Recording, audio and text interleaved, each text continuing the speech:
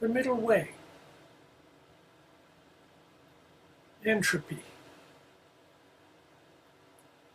Cartilage has vanished from between long leg bones, and I have become dependent.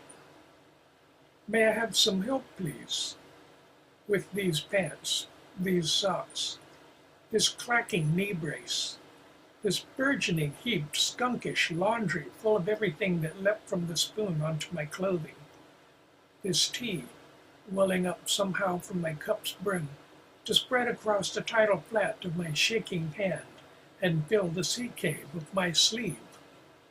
Huh.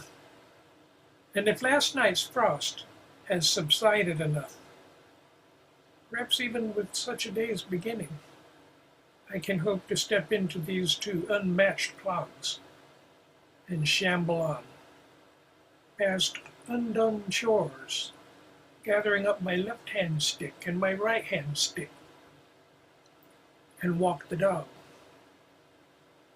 There is no dog. What he left behind lies there, that small basaltic stupa, littered with seasonal offerings, lately deadnettles that wilt in such hurry. But I called to him anyway. He loved these walks so that I feel obliged, knee brace and all, to retrace our kin-hen route each weekday Armageddon fails to materialize. Oaks throw shade. In summer I seek them, in winter avoid. This is ritual, as when I sit, as when I chant. I know even when tongue-tied or falling asleep or feeling my knee brace loosen and drop, just as I stagger into the ditch to avoid a truck. That ritual is a kind of living being, made up of my life and also the lives of all who participate in some way, such as, are you going to walk the dog? Yes. Have you got some water in your phone? Yes.